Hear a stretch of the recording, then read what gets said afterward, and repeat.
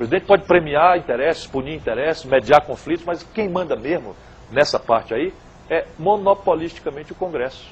Então eu vou dizer para o meu eleitor, cidadão brasileiro, você quer votar em mim? Por favor, me dê um deputado decente. Por favor, me dê um senador decente. Ou então depois não reclame que eu, na presidência da República, vou negociar com o que você elegeu. É assim que funciona a vida. Vocês vão ver agora a grande mídia, vai ser uma pancada por semana em cima da Dilma. Uma por semana. E é cruel, olha, o brasileiro talvez não tenha ideia do que é enfrentar a máquina clandestina de difamação que o PSDB de São Paulo montou.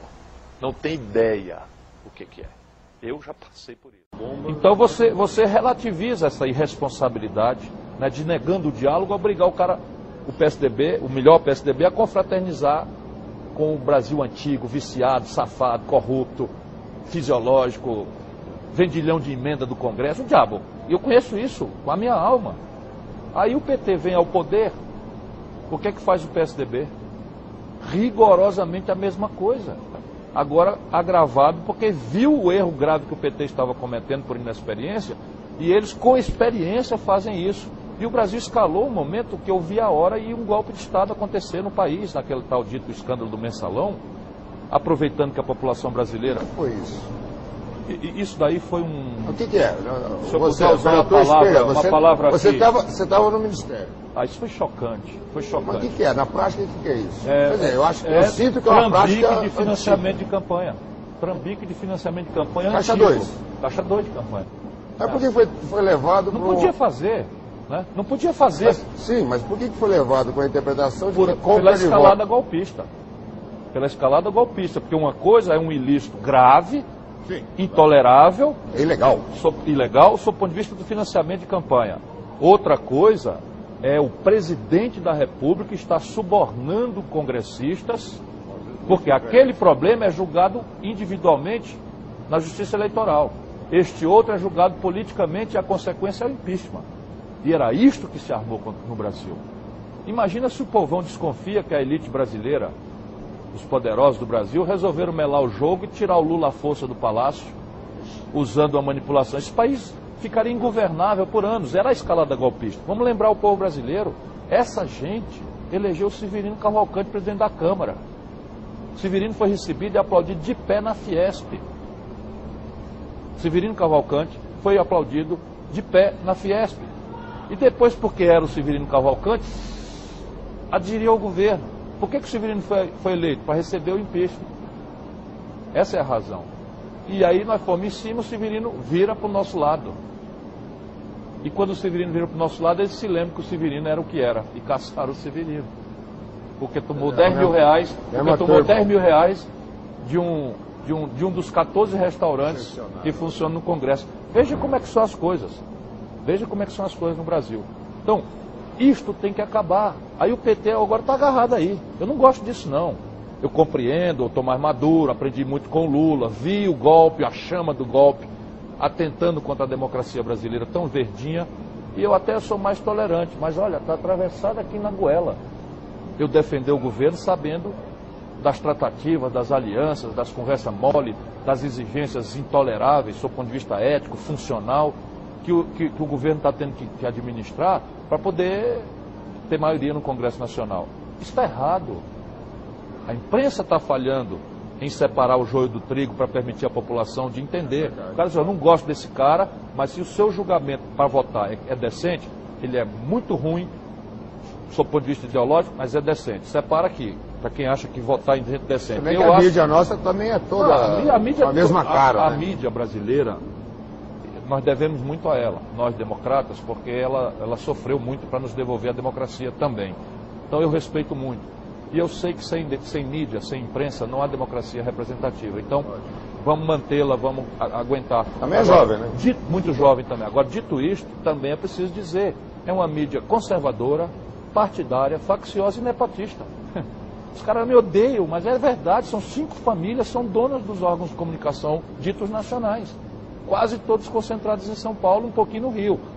E que, de alguma forma, comandam, sim, várias vertentes da nação. Claro, não chega a comandar, mas criam essa tensão permanente da novelização do escândalo, e é sempre para um lado só. sempre para um lado só. Vou dar uma informação para os paulistas. O quilômetro do Rodoanel, meu companheiro deputado Giovanni Queiroz me trouxe um relatório, está custando 50 milhões de reais, até 50 milhões de reais por 1 quilômetro. Quem tem um mínimo de experiência sabe que isso é muito estranho. Ninguém toca no assunto. Ninguém toca no assunto. Aí os 50 milhões, que é toda a história do mensalão, do Delúbio, foi 50 milhões. É o valor de 1 quilômetro de estrada do Rodoanel. Não é que o Delúbio possa fazer, nem ninguém fazer nada errado. Mas não dá para a carga ficar pendida só por mal feito de um lado. É preciso esclarecer a população do mal feito de todo mundo e entender que isto é de pessoas. O PT é um partido decente, o PSDB é um partido decente. Agora tem PSDB pilantra e tem tucano e tem petista eventualmente pilantra.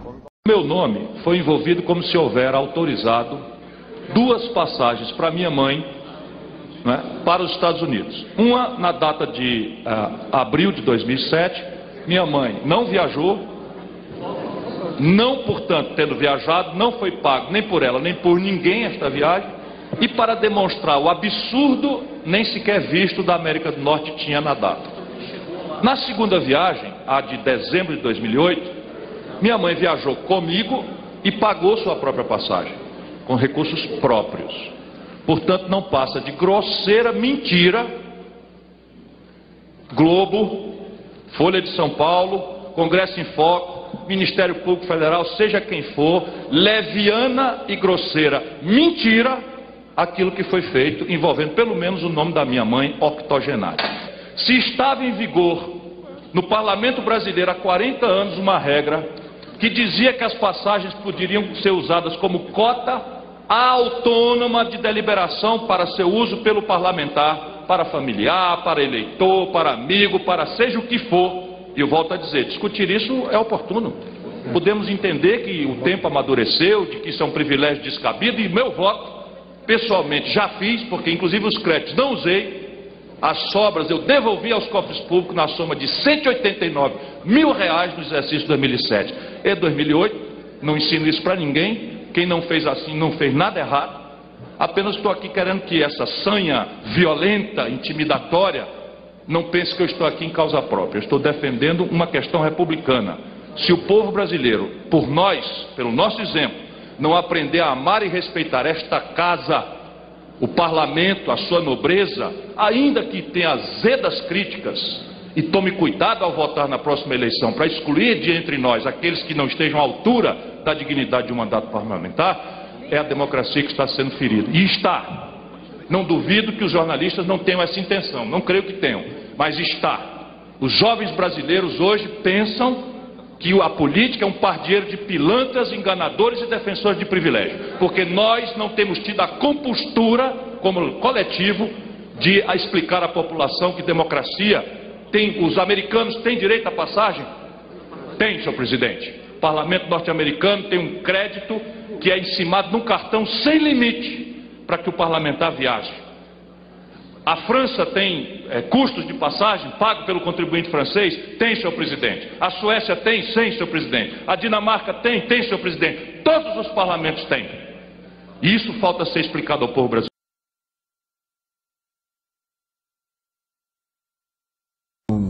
Vou insistir com a questão de Minas, porque o senhor tem dito isso repetidamente, que se o Aécio for candidato do PSDB, o senhor não se sente obrigado a ser candidato? Não preciso ser. Por quê? Porque acho que o interesse do país estará bem guardado, o que não quer dizer que eu não seja. Não é? Apenas eu não sou candidato ou deixo de ser. Mas não é uma posição frágil, pessoal? Não é uma posição frágil? Não, mas veja bem, não é por nada particular, porque o Serra gosta de espalhar entre as penas amestradas que ele controla, que eu tenho alguma animosidade pessoal com ele. Eu acho o Serra um grande quadro, acho. Mas na política, você é você e a sua circunstância. E ele é um Fernando Henrique Boy. Você não tem como não ser. Ele foi ministro do governo Fernando Henrique 8 anos. Como é que eu vou me apresentar, por exemplo, se eu fui ministro do Lula? Se eu fui ministro de Itamar Franco? Faz parte da minha biografia, você aceitar ser ministro. E eu rompi com o governo Fernando Henrique e ele ficou os 8 anos. O que aconteceu no governo Fernando Henrique? Na minha opinião, com o maior respeito, não é nada pessoal. É assim, o Brasil, quando o Fernando Henrique tomou posse, eu era ministro da Fazenda. O Brasil tinha levado 500 anos para fazer uma dívida pública equivalente a 38% do PIB. Essa gente, governador Serra hoje, ministro do Planejamento, membro da equipe econômica, trouxeram essa dívida para 78% do PIB em apenas 8 anos. Levou 500 anos, brasileiro, para que a dívida chegasse em 38% do PIB. E foi uma dívida feita para fazer a Petrobras, a Eletrobras, a Telebrás, as estradas Brás, etc, etc. Essa gente dilapidou o patrimônio brasileiro. Aí a carga tributária que pesa sobre quem trabalha, pesa sobre quem produz, tira a competitividade sistêmica, era de 27% do PIB quando eu era ministro da Fazenda. O Fernando Henrique entregou para o Lula com 35% do PIB. O investimento brasileiro caiu ao pior nível desde a Segunda Guerra Mundial. Destruíram as universidades brasileiras, perdemos 1/3 dos mestres e doutores, que leva 40 anos para formar em apenas 8 anos de maluquice, de prostração ideológica neoliberal, de mistificação. O Hélio Gaspari, para eles não me processarem, porque eles querem me amordaçar com um negócio de processo. O Hélio Gaspari chama o processo de privatização que eles fizeram de privataria. O que significa privataria? Uma mistura de privatização com pirataria. O Brasil simplesmente foi ao resto do chão, faltou energia. Pelo amor de Deus. Quer dizer, tem alguma animosidade minha? Se tiver, desminta um número meu. Então essa gente não pode voltar, porque agora o Lula provou para nós próprios brasileiros que nós temos condição de resolver o nosso desafio. E olha que o Lula pegou a coisa degringolada. No ano de 2003 o Brasil quase quebra de novo. E agora passamos a maior crise da história do capitalismo moderno e o Brasil não quebrou.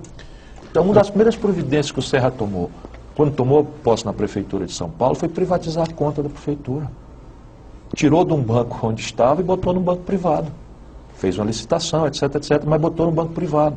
Ia vender a nossa caixa quando o Lula mandou. Eles falam mal, violentamente do Maluf, não foi eu que vou defender o Maluf, mas o Maluf outro dia estava me dando a lista das hidrelétricas que tinha construído em São Paulo, eles venderam todas. Não construíram nenhuma. Das estradas que o Maluf fez, eles privatizaram toda, meteram pedágio e não fizeram nenhuma. Isso é um negócio muito ruim.